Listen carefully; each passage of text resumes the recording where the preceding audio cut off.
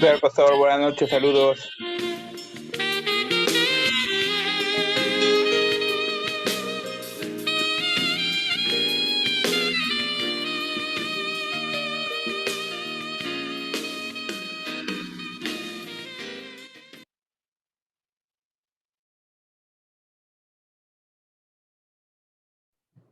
Muy buenas noches, hermanos. Dios les bendiga. Llegó la noche esperada de esta hermosa conferencia sobre apologética y está dirigida a hermanos que han tomado otros niveles de la enseñanza en Tierra de Gloria y que complementa lo que estamos viendo en las clases de los distintos grupos. Y esta noche ya se encuentra con nosotros el maestro, el doctor Daniel de los Reyes, que ya conocemos en Tierra de Gloria. Le damos la bienvenida y esta noche quiero hacer una oración e inmediatamente después dejarle el espacio, el micrófono a nuestro maestro que pueda sentirse en la libertad de empezar a compartirnos esta enseñanza. Te invito, como estás, a hacer una oración y esta noche a abrir tu corazón, a tomar nota y a participar de esta clase de manera dinámica y que el Señor bendiga tu vida y hagamos esta oración. Padre, esta noche bendecimos a tu siervo, al maestro Daniel de los Reyes, que ha aceptado bendecir a tu iglesia, Tierra de Gloria. Gracias, Señor, por su vida, por su trayectoria, por su capacidad, por los dones que has puesto en él. Y te pedimos que esta noche, Dios, bendigas a este hermoso grupo de líderes, de servidores, de hombres apasionados por tu palabra en este hermoso tema de apologética, Señor. Bendícenos esta noche. Ponemos nuestro corazón, nuestro intelecto, nuestro deseo y la mejor actitud para recibir de ti, Señor, en el nombre de Jesús. Amén. Bueno, pues, hermanos, a la orden. Hermano Daniel, muy buenas noches. Bienvenido. Dios le bendiga. Buenas noches. Gracias, Pastor Sergio Santos, por esta maravillosa oportunidad de compartir con ustedes este tiempo. Felicitarles también por su ánimo de prepararse, de estudiar. Cuánto hace que compartí con ustedes una palabra y les vuelvo a encontrar ahora otra vez, continuando con la preparación. Siempre es importante que los cristianos estemos en acceso a la palabra de Dios y en un entrenamiento continuo. Alguien ha dicho que el liderazgo y el poder servir en la vida cristiana se va forjando a base de entrenamiento. Y cuando tocamos las distintas disciplinas, artes, ciencias y otras materias que tienen que ver con la formación de la vida cristiana, nos damos cuenta que la iglesia local que se entrena en el liderazgo, que se entrena en la palabra, siempre va a tener los recursos al alcance para poder estar firme y salir adelante en medio de las adversidades. La iglesia fue diseñada para ser perseguida. Desde el momento que Jesús les dice a los discípulos que tienen que ser testigos, les está diciendo, se van a exponer a la adversidad, a la crítica, al rechazo, a la persecución, pero ni las puertas del infierno van a poder destruir esto que yo estoy construyendo. Entonces, si nosotros queremos ser partícipes de la esencia indestructible de la iglesia, pues tenemos que caminar en comunión con Jesús y en comunión con los que caminan con Jesús. Y esta es la forma en que vamos a ser discípulos y vamos a acompañarnos en una vida de servicio para la gloria del Señor. Hay un texto con el que yo empecé mi primer clase de apologética cuando estudié, y es la primera epístola del apóstol San Pedro. Primera epístola del apóstol San Pedro, capítulo 3, versículo 15. Y entonces dice, sino santificad a Dios el Señor en vuestros corazones y estad siempre preparados para presentar defensa con mansedumbre y reverencia ante todo el que os demande razón de la esperanza que hay en vosotros. Tres cosas muy importantes. La primera es lo que hay en el corazón.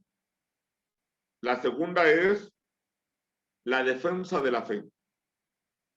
Y la tercera es la esperanza. Entre el corazón y la esperanza se encuentra la defensa de nuestra santísima fe. Y esto es un postulado que está en las Escrituras y que nosotros debemos apegarnos a esta palabra y creer que así como Dios, en este caso a través del apóstol San Pedro, nos da la oportunidad de la pureza del corazón para defender la fe por causa de la esperanza. Si a alguien le gustaba contender y pelear, era a Pedro. Era bueno para el pleito, era bien visceral. Pero a la vuelta del tiempo, lo encontramos en esta carta, hablando de que del corazón tiene que haber la fortaleza de la mansedumbre y la templanza para enfrentar a lo que se opone a la fe. Hay un segundo versículo que está en la epístola de Judas que de alguna manera nos habla de la necesidad de, bueno, pues a veces es muy fuerte la palabra contender por la fe, pero la Escritura dice, vosotros en el libro de San Judas, es un solo capítulo, pero vosotros, amados, edificándoos sobre vuestra santísima fe, orando en el Espíritu Santo, conservaos en el amor de Dios, esperando la misericordia de nuestro Señor Jesucristo para vida eterna. Y luego dice, a los que dudan, convencedlos. A otros, salvad arrebatándolos del fuego. Y de otros, tened misericordia con temor, aborreciendo aún la propia ropa contaminada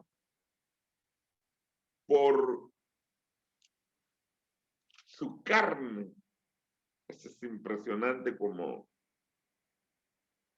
lo plantea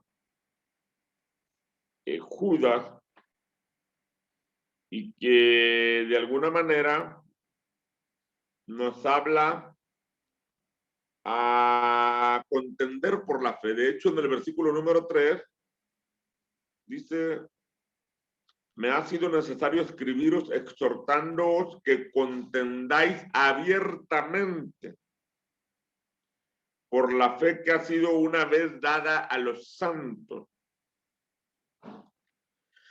Básicamente, estos tres versículos y un poco quizá del ministerio de San Pablo, cuando llegaba a una comunidad a predicar el evangelio, primero llegaba a la sinagoga, luego cuando le daban la palabra, comenzaba a hacer un repaso histórico de la fe de Abraham, Isaac y Jacob, luego le daba un repasito a Moisés, y cuando ya les tenía más o menos visualizados, les soltaba el mensaje de Jesucristo. Y ahí se reventaba la cuerda, ¿verdad? Los que querían a Jesús se venían con Pablo, y los que querían a Moisés se quedaban en la sinagoga. Y entonces Pablo se salía y se iba a los gentiles. Y luego también con los gentiles tenía que contender, ¿verdad? Allá en Atenas, en la escuela de un filósofo llamado Tirano, discutía con los epicúreos y también con los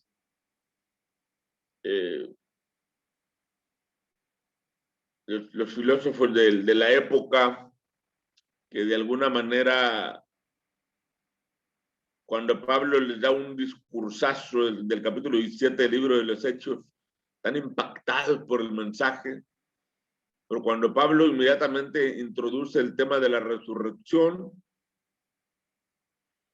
tanto los epicúreos como los estoicos y los discípulos de Tirano, no, pues lo rechazaron, ¿verdad? Y entonces, incluso cuando Pablo comparece ante los judíos en Jerusalén, logra armar una contienda entre saduceos y fariseos a partir de los milagros, porque los saduceos lo querían matar porque no había milagros, y los fariseos de pronto se confunden y dicen, pues, ¿qué tal si a lo mejor sí le habló un ángel? Y ahí se arma la contienda. Obvio que cuando hablamos de la apologética, una de las herramientas más buenas que tenemos el día de hoy se llama la Biblia apologética, que fue diseñada por Brodman and Holman, una editorial norteamericana de origen bautista,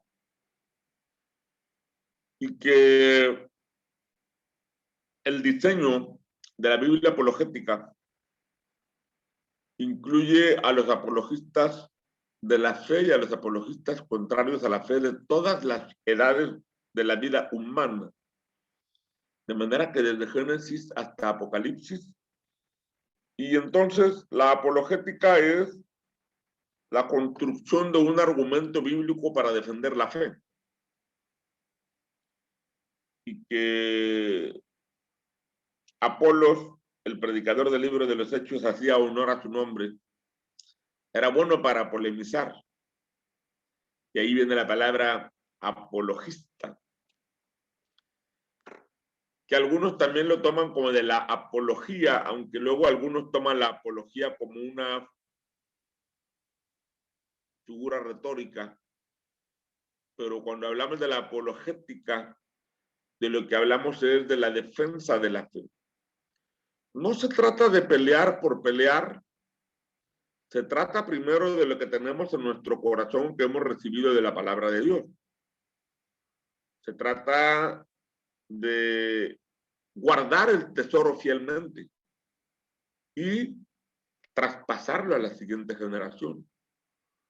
Cuidar que ese tesoro espiritual no se tergiverse, no se diluya y no se mezcle en sincretismos y en errores. Que podamos guardar la fe como una vez fue dada a los santos, así como la escribieron los santos hombres de Dios que fueron inspirados por el Espíritu Santo. Entre los temas de la apologética,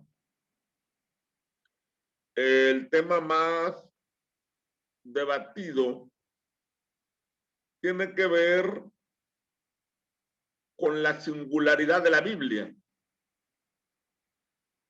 porque para los estudiosos de la literatura, la Biblia puede ser un libro más de literatura y ver la Biblia como un libro escrito por hombres en un idioma y que se ha traducido a muchos idiomas y punto. Pero para nosotros la Biblia no es un libro más. Y aquí es donde entra para nosotros la definición de lo que es la Biblia. Porque si los 66 libros que están en este libro que llamamos Biblia es la palabra de Dios, entonces ahí comienzan los problemas. Por ejemplo, los católicos piensan que la Biblia sí es la palabra de Dios, pero no es la única norma infalible de fe y conducta, sino que ellos, además de la Biblia, se rigen por lo que ordena el magisterio de la Iglesia Católica, e incluso creyendo los católicos en la infalibilidad papal, le dan el mismo o un mayor nivel de autoridad a lo que diga el Papa. Entonces el Papa acaba de decir que la Biblia ya no les sirve, que tienen que hacer otro libro porque ya la Biblia para ellos pasó de moda. Y uno dice, ¿pero cómo el Papa dice eso? Bueno, pues que para ellos la Biblia no es la única norma infalible de fe y conducta. Un pastor cristiano que se precie de conocer a Dios, de conocer a Cristo, cree que la Biblia es la palabra de Dios. Ahora, en esta apologética de la singularidad de la Biblia, también se discute la canonicidad de la Biblia. O sea, ¿por qué 66 libros? ¿Por qué no 50? ¿Por qué no 100? ¿Por qué no 90? ¿Por qué no 12? Y entonces tenemos que recurrir a la historia en los primeros 250 años de cristianismo, en donde hubo lo que se llamaron concilios canónicos, que discutieron el contenido de todos los libros que hoy consideramos y que algunos historiadores dicen que probablemente existían alrededor de 500 libros demandando ser considerados como canónicos. Y hermanos, si un libro con un testimonio de cualquiera de nosotros como predicadores o como creyentes mueve las fibras del corazón de las personas, si un testimonio de alguien que fue sanado de cáncer, que fue sanado de parálisis, escrito, provoca un impacto en la persona que lo lee, pues imagínense ustedes 500 libros donde se narran muchas historias, muchos contenidos espirituales. Es muy interesante que el canon no fue definido en una noche de discusión, ni en una asamblea conciliar de una semana. Muy importante entender que fueron años y años y años y que los que comenzaron la discusión no vivieron para verla y que al final cuando se definen los libros canónicos no mandan quemar los otros 443, ¿no? Siguen existiendo. De hecho, a lo largo de la historia vamos a encontrar que todos esos libros aparecen donde quiera como libros únicos. ¿Alguna vez ustedes han tenido en sus manos el Evangelio de Juan solo? ¿O el Evangelio de Mateo? ¿O el de Lucas? ¿El de Marcos solos? ¿Algunos de ustedes han tenido un Nuevo Testamento solo? Porque antes los libros de la Biblia estaban separados, no estaban juntos. Así es que una persona tenía los 66 libros y a lo mejor tenía unos 40 o 50 más que demandaban, especialmente los escritos de los padres de la iglesia. Pero, pues cuando estudiamos las ciencias bíblicas o la introducción bíblica, y no me voy a meter ahora en ese tema porque me lleva más de 30 horas, pero cuando estudiamos las ciencias bíblicas, nos damos cuenta de todo el procedimiento que se siguió para establecer el canon. El canon significa regla. Y entonces en la apologética se tiene que distinguir que aceptamos los 66 libros como inspirados por el Espíritu Santo, como nuestra única norma infalible de fe y conducta, y que también el tercer tema en discusión de la Biblia tiene que ver con los milagros. No solamente los maestros cristianos liberales, pero los inconversos rechazan los milagros. Hay quien incluso trata de una manera despectiva de hablar de la revelación bíblica como una etapa de primitivismo o precientífica, en que muchas cosas se hicieron por ignorancia, pero nos tiene que quedar muy claro que la Biblia no está compitiendo con la ciencia, porque aunque la Biblia contiene mucha ciencia, no es un libro de ciencia. Aunque contiene mucha historia, no es un libro de historia. La Biblia es un libro de fe. Y cuando entendemos este precepto, entonces nos damos cuenta que si Génesis 1:1 dice, en el principio creó Dios los cielos y la tierra, y es una afirmación, ¿la crees o no la crees?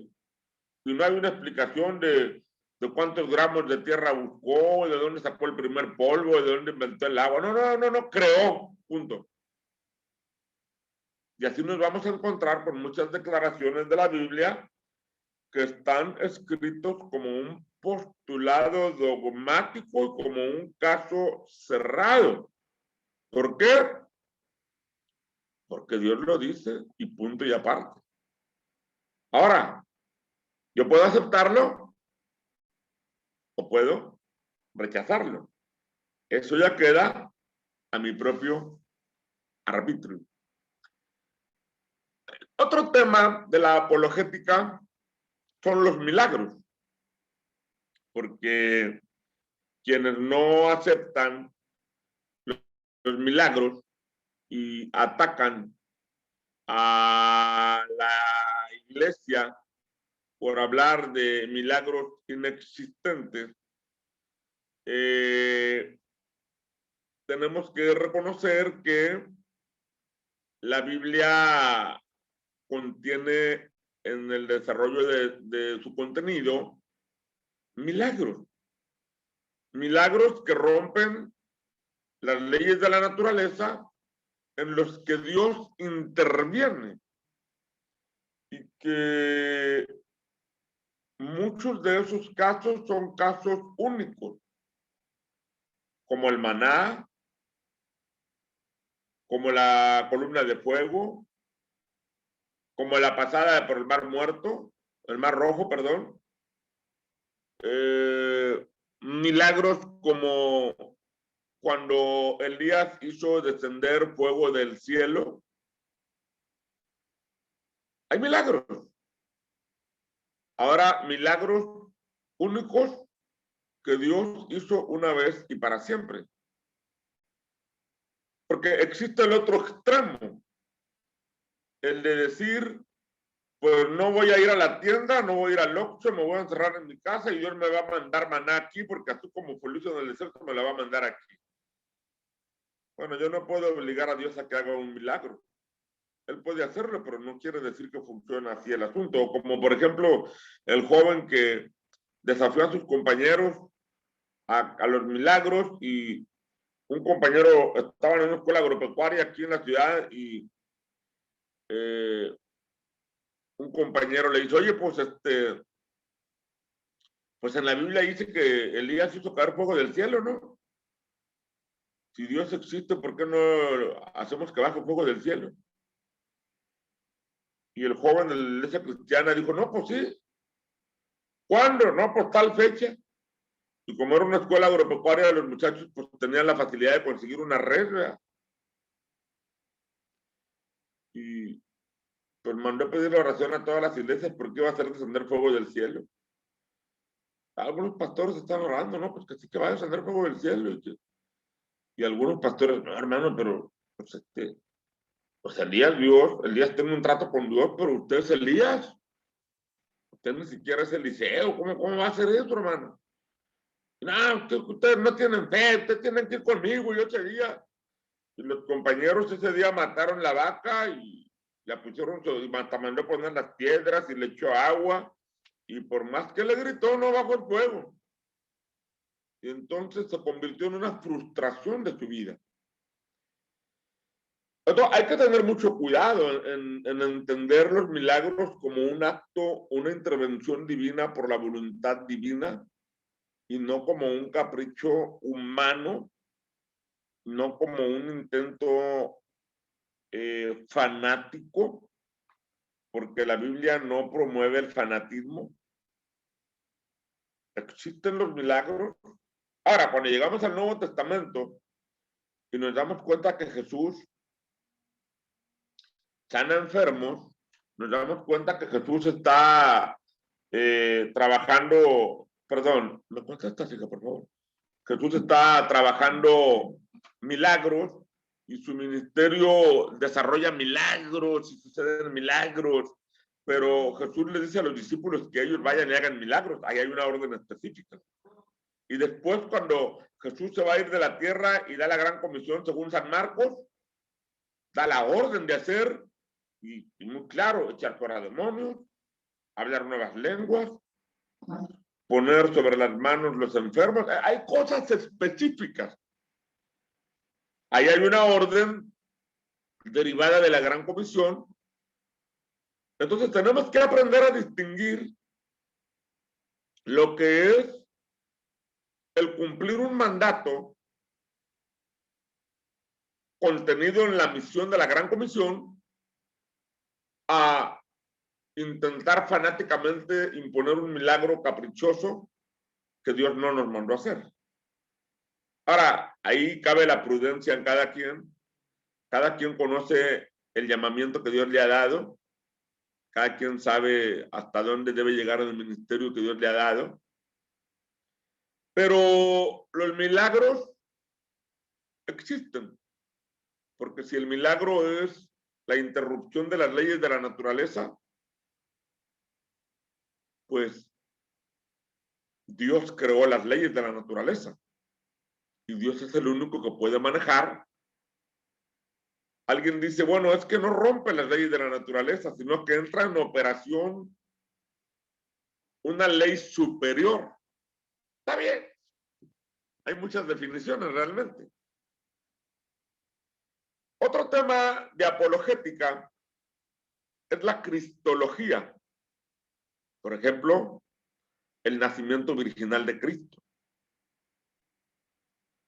Porque humanamente hablando, los hombres y las mujeres nacemos por el ayuntamiento entre un hombre y una mujer. Cuando dos géneros se cruzan, existe la probabilidad de que salga un ser humano. Pero en el caso de Cristo no fue así. Lo dice muy bien Mateo y le dice excelentemente Lucas. Es una intervención del Espíritu Santo. Y cuando el Espíritu Santo interviene, cuando dice te cubrirá, está hablando de ocupar en la creación de un ser humano el poder creador que Dios desarrolló cuando creó al primer Adán. Es un caso único el de Jesús. Y está escrito. No solamente está escrito en Mateo y en Lucas, pero está ratificado en los escritos de los padres de la iglesia y en la historia. Y entonces la apologética entra en ese punto. Y otro punto es la resurrección de Cristo. Los apologistas inconversos niegan la resurrección. Ellos están totalmente en contra de la resurrección de Cristo. Ahí están los siervos de los principales sacerdotes y del Sanedrín del tiempo de Cristo se encargaron de difundir la versión de que su cuerpo había sido sustraído por los discípulos para aparentar una resurrección. Por eso es importante que en el debate histórico, en el debate apologético, existe primeramente la declaración de los 4 evangelios. Mateo en su capítulo 28 narra la resurrección, Marcos en su capítulo 16, Lucas en su capítulo 24 y Juan en los capítulos 20 y 21. Y entonces quiere decir que hay una concordancia de 4 autores que fueron testigos presenciales de la resurrección de Jesús. Luego también en el libro de los Hechos, en el primer capítulo, es un 5º libro, está la revelación de los 40 días que Cristo anduvo con los discípulos. Incluso Lucas habla de la temática que desarrollaron a través de la cual Jesús les enseñó secretos del reino que durante 3 años no les había enseñado y que esperó hasta el momento de los 40 días, después de resucitar, 40 días que caminó con ellos, les enseñó secretos del reino que se van a hacer evidentes a partir de la predicación apostólica en el libro de los Hechos. Luego tenemos también, aunque la vamos a ver en todas las epístolas, pero especialmente en el capítulo 15 de Primera de Corintios, en donde San Pablo hace una narrativa que el evangelio que yo predico, que Jesús murió, fue sepultado y resucitó al 3er día. Y Pablo hace mención de un argumento muy interesante, que Jesús no solamente se les apareció a los 11 y a las mujeres, sino que Jesús se le apareció a 500. Incluso, San Pablo dice, de los cuales muchos aún viven. Quiere decir que tanto Lucas como San Pablo, que no fueron testigos presenciales de la resurrección, hicieron una investigación con innumerables testigos del Cristo resucitado. Y entonces va a aparecer en los escritos del Nuevo Testamento el mensaje y la revelación del Cristo resucitado. Es importante para nosotros este aspecto porque ciertamente tiene que ver con los milagros. Cuando hablamos de los milagros, aquí está. Discutía un pastor con un rabino que no creía en el nacimiento virginal de Cristo y le decía, a ver, pastor, explícame ese nacimiento virginal. Y el pastor le dijo, ¿tú crees que Jehová hizo a Adán o crees que Adán se hizo solo? Ah, claro, dice Jehová hizo a Adán. Ah, pues es lo mismo, dice. Ese Jehová que creó a Adán es el mismo Jehová que nos trajo a Jesús del vientre de María. ¿Puede o no puede? Y pues el judío se quedó mudo por un rato, ¿verdad? Porque el pastorcito le dio una ración de su propia ley, porque estamos hablando precisamente de un Dios que puede. Ahora, otro tema apologético, y que es un tema muy interesante, tiene que ver con el cumplimiento de las profecías mesiánicas en Cristo. Si ustedes toman los evangelios y el libro de los Hechos, donde dice para que se cumpliese la escritura, y encierra ese versículo con la referencia del Antiguo Testamento, ustedes van a encontrar que todo lo que los profetas dijeron, incluso el salmista de Cristo, se cumplieron absolutamente todas las profecías en Jesús. Es decir, como Pablo dice a los Gálatas, llegado el tiempo, ¿sí? Dios envió a su Hijo, nacido de mujer. Llegado el tiempo. Es decir, hay una sincronización en la predicción de las profecías y su cumplimiento con la fecha exacta. Es más, les doy un dato. Hay un profeta del Antiguo Testamento que predice exactamente la fecha de la venida de Cristo. Es Daniel. Cuando él habla de las 70 semanas, él da una descripción. Cualquiera que cuente la fecha de Daniel a la primera venida de Cristo va a encontrar exactamente las 69 semanas de año. Cualquiera que lo haga. Incluso cuando Cristo nace, Herodes estaba tan borracho que no sabía lo que había pasado, que les dice a los sabios que investiguen los tiempos de la aparición de la estrella. Los sabios de Oriente eran descendientes de la gente con la que Daniel había platicado allá en Babilonia, en Persia. Gente conocedora de los tiempos y de los tiempos de las estrellas. No astrólogos, astrónomos, algo más que eso. Sabios, videntes. Y cuando hacen la investigación se dan cuenta no solamente del tiempo, sino también del lugar. Y citan a Miqueas. Pero les estoy dando una pequeña muestra, porque solamente les estoy dando una pincelada de lo que es la apologética. Pero si ustedes leen su Biblia y van subrayando en el Nuevo Testamento todas las referencias del Antiguo Testamento, se van a dar cuenta que todas las profecías mesiánicas se cumplen en Jesús y se cumplen en el tiempo. ¿Qué quiere decir? Que no era para otro tiempo y que no era para otra persona. Y que entonces, ¿quién podía haber hecho que las cosas sucedieran exactamente? ¿Quién pudo predecirlo 600 años antes? 2500 años antes. ¿Quién pudo predecirlo y que todo se cumpliera de manera sincrónica en la persona de Jesús? Eso es un tema apologético poderoso. Y que cuando uno se documenta en el conocimiento de la Escritura para citar las profecías, cualquier persona que quiera polemizar del tema va a quedar rebatido por el poder de la palabra.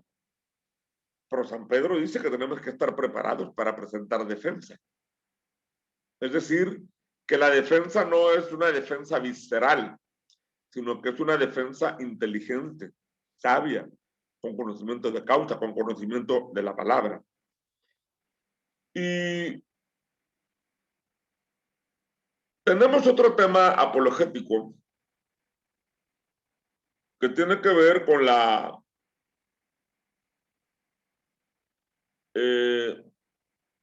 experiencia cristiana, con la experiencia de la salvación. Los pentecostales enfatizamos mucho la experiencia y que muchos incluso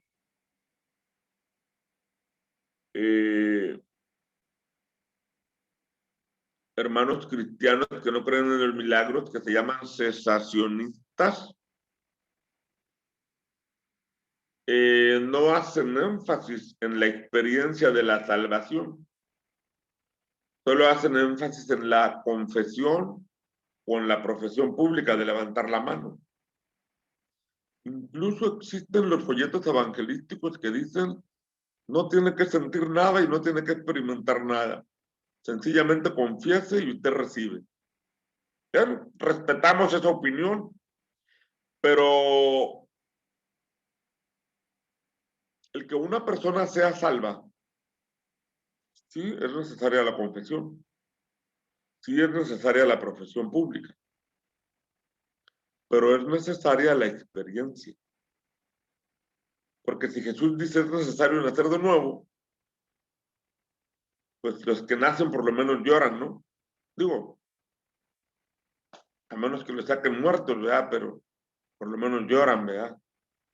Decía el evangelista Antonio Sánchez, los Las lágrimas no salvan, pero los salvos sí lloran. Los gritos no salvan, pero los salvos sí gritan. Los brincos no salvan, pero los salvos, esto les dejo de tarea, ¿no? ¿Qué quiero decir? Que no somos un trozo de madera. Somos seres humanos, somos seres físicos, somos seres emocionales, somos seres espirituales. Tenemos sentimientos, tenemos emociones. Cuando tomamos decisiones, batallamos para tomarlas y cuando las tomamos nos duele o nos alegra. De la misma manera, cuando una persona encuentra a Cristo y recibe a Cristo, pues no puede quedarse inerme como un cedro en el Líbano. Si recibe a Cristo y tiene un corazón, y Cristo le saca el corazón de piedra y le pone un corazón de carne, pues por lo menos debe transpirar algo, ¿no? O sea, es muy importante esto de la experiencia. Y que a veces esto los inconversos lo ven como una manipulación, como un lavado de cerebro, y los cesacionistas lo ven como una tendencia fanática, pero los pentecostales sí hacemos énfasis en la experiencia. Incluso los cesacionistas dicen: yo tengo gozo en mi alma, y los pentecostales cantamos: yo siento gozo en mi alma. Fíjense la diferencia entre tengo y siento.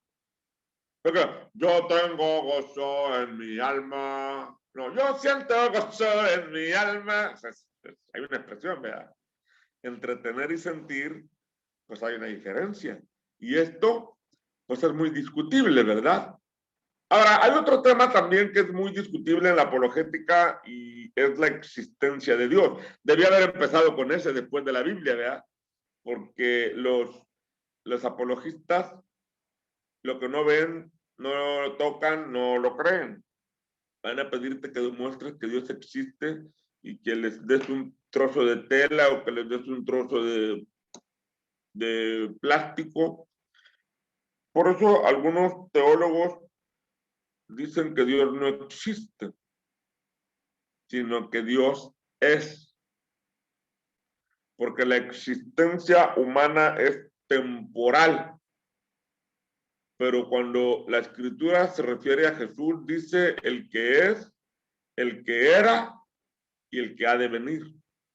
No está limitado por la existencia terrenal y temporal, sino que la eternidad que está en él ha sido, es y será. Ahora, aquí estriba la importancia de que cuando nosotros recibimos a Cristo, recibimos vida eterna. San Pablo dice que pasamos de muerte a vida. Entonces, por eso los apologistas inconversos quieren deshacer el argumento de Dios, hablando de la existencia de Dios como algo que se puede comprobar física y científicamente, pero otra vez volvemos a que la Biblia es un libro de fe y no es un libro de ciencia. Hay otros temas como por ejemplo la evolución versus la creación. Entonces, la apologética se hace aquí de que la perspectiva bíblica es creacionista, mientras que la evolución es una teoría. Eso es muy importante para nosotros entender que la evolución no es una verdad científica.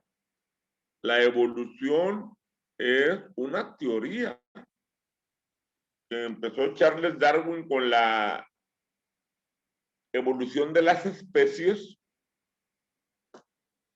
y que fue después utilizada para hablar de la evolución del hombre como un simio que se convirtió en lo que hoy somos. y que el primer argumento es la defensa bíblica de que Dios lo creó a su imagen y semejanza. La segunda defensa es que los animales fueron hechos por la palabra hablada, mientras que los hombres fueron creados del polvo.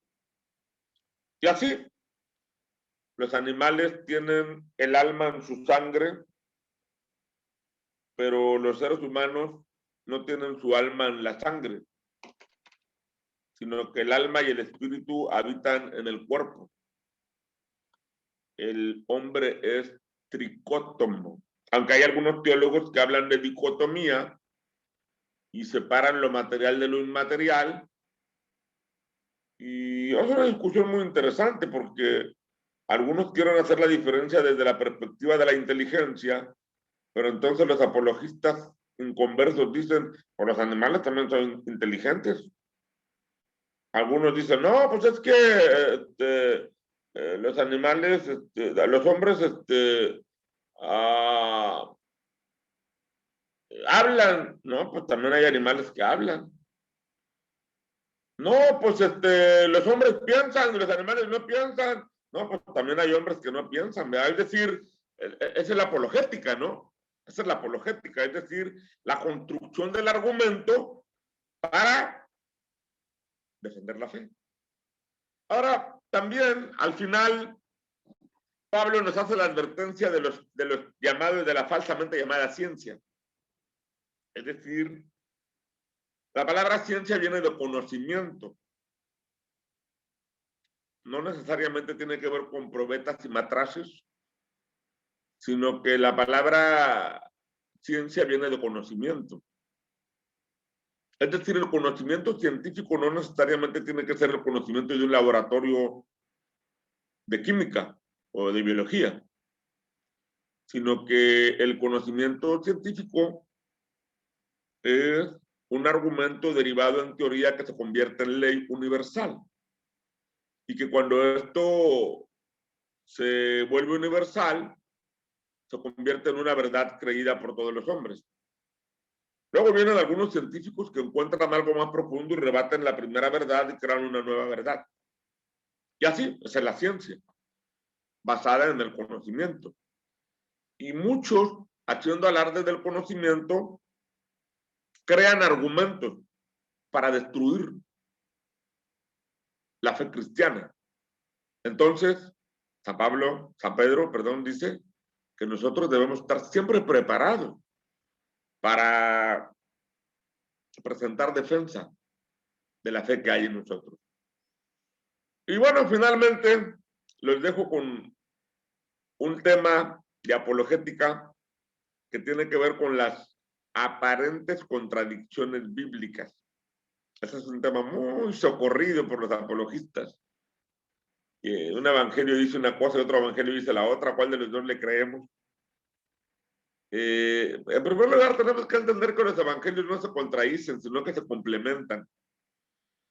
Y que la información que trae uno y no trae el otro, si yo la uso al final para complementarla, tengo una verdad completa.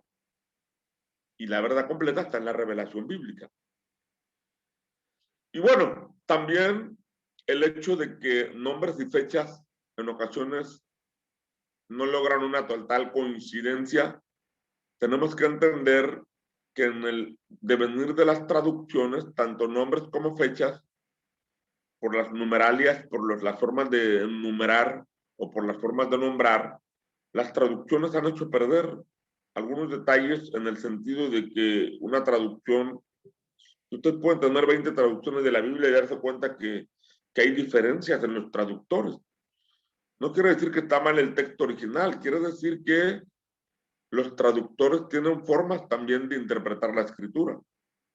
Y que nosotros, pues, estaba un día un hermano traduciendo a un predicador y el predicador en inglés dijo, te ensuciaste, pero el que estaba interpretando tenía un inglés ranchero, un español ranchero, y en lugar de decir te ensuciaste, dijo, te empuercaste. Y bueno, pues los que estaban ahí se asustaron porque dijeron, pero ¿cómo? Eso no fue lo que dijo el otro predicador, pero pues eso fue lo que interpretó ¿verdad?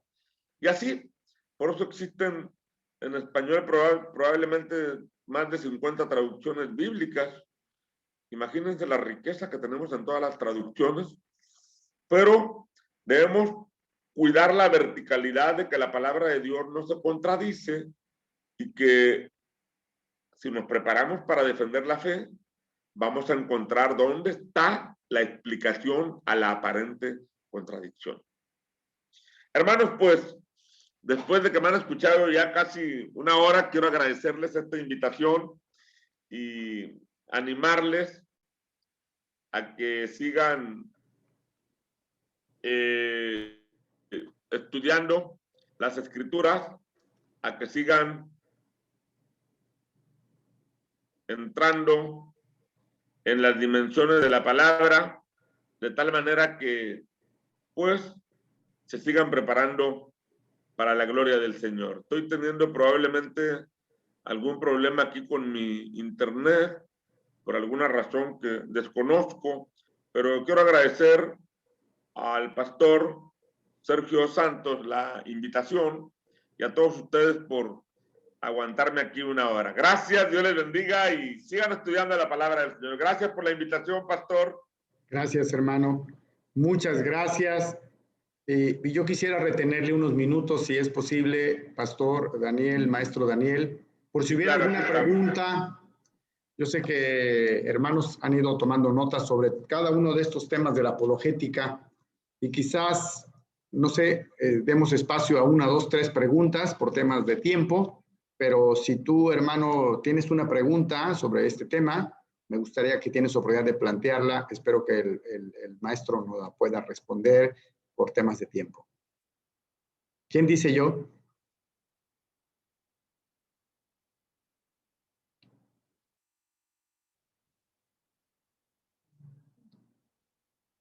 Qué extraños. Hermanos, siempre me están preguntando a mí cada vez que damos una enseñanza. A ver, adelante. Sí, pastor, ¿qué tal? Muy buenas noches. Bueno, pastor Daniel, muchas gracias por compartir la sesión del día de hoy. Me pareció muy interesante y creo que una manera de abordar el tema de la apologética, pues bastante fresca, bastante dinámica, y bueno, nos dio un montón de enfoques de cómo se maneja. Y hay un principio que mencionó al principio que se me hizo muy interesante, que sencillamente la palabra de Dios es un libro de fe, ¿no? Y al ser libro de fe, tiene que entenderse como tal. No lo voy a poner a rebatir con un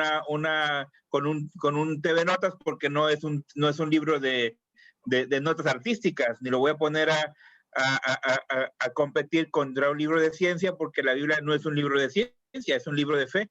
Y cuando nosotros logramos entender esa diferencia, yo creo que nos ayuda a centrarnos en la dimensión correcta, en la aplicación correcta de lo que Dios establece y lo que busca en su plan para lo que es la salvación del hombre.